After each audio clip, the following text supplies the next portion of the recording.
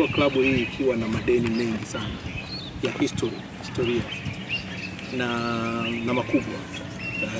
Kwa sisi kama uongozi tukawa tunapambana nayo kuhakikisha tunayalipa haya madeni. Kwa hiyo msimu wa mwaka jana tukapunguza kwa sehemu kubwa. Msimu wa mwaka huu tumemaliza madeni yote ambayo yalikuwa. Kwa hiyo sasa kama kutakuwa na madeni mapya ambayo pengine yanaweza kuwa yametengenezwa. Kwa hiyo ni jambo la kumshukuru Mungu. Na kwa kweli uongozi umekuwa makini na kuhakikisha kwamba unafanya hilo jambo vizuri sana. Kwa hiyo sasa hivi hatuna changamoto hiyo. Lakini la pili, umezungumza kuhusu wachezaji hawa wageni tu wasajili. Changamoto yetu ilikuwa kuwaingiza wachezaji kwenye mfumo. Kwa hiyo baada ya FIFA na TFF kumaliza hilo changamoto, tumeweza kuingiza wachezaji wetu wote kwenye mfumo. Na unajua, baada ya wachezaji wa kigeni wana process sasa. Baada ya kuingiza kwenye mfumo, unatakiwa kuwa katia vibali vya visa na kadhalika. Hizo ndio processes zinazoendelea sasa, na naamini inshallah zitakamilika kabla ya tarehe 17 na wachezaji wote waweza kuingia kutumika katika mechi yetu. Mimi naomba nijazie hapo kwenye vibali vya wachezaji. Umekuwa ni msimu wa pili mfululizo sasa. Sasa hatujui mnakwama wapi kwenye hilo. Kuna mahali ambapo kidogo tunachanganya. Hatujashindwa kuingiza wachezaji kwa sababu ya vibali. Kuna swala la mfumo na kuna swala la vibali. Si ndio? Kwa hiyo kilichotuchelewesha kwanza, msimu uliopita changamoto ilikuwa ni madeni ambayo tulilipa kwa kuchelewa. Unajua mfumo wa changamoto ya mwaka huu na mwaka jana ni vitu tofauti. Mwaka jana kuna mchezaji anaitwa Bruno Gomez. Bruno Gomez.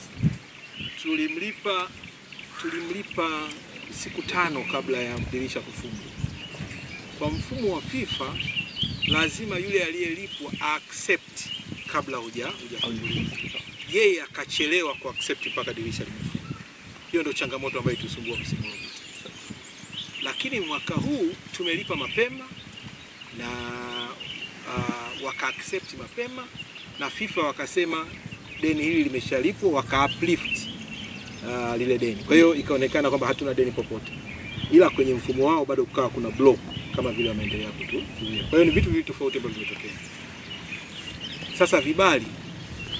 Kwa hiyo mwaka jana hatukuwa na changamoto ya vibali, ila kwa sababu mpaka dirisha linafungwa tulikuwa bado hatujakamilisha usajili, then tulishindwa kuwatumia.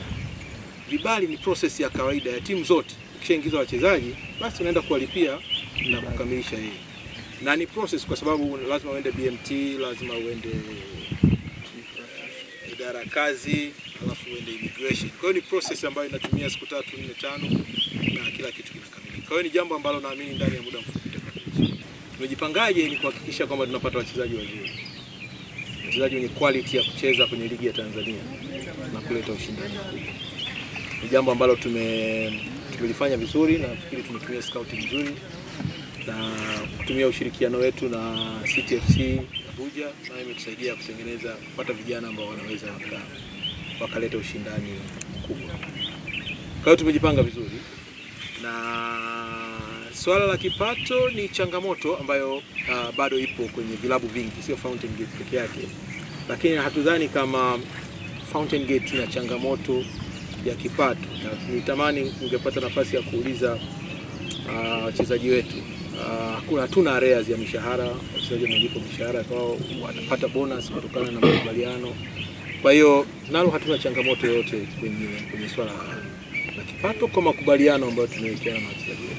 Kwa hiyo tumejiandaa vizuri na tunaamini kwamba timu inaenda kuleta ushindani mkubwa na tunaweza tukamaliza kwenye top 4 inshallah.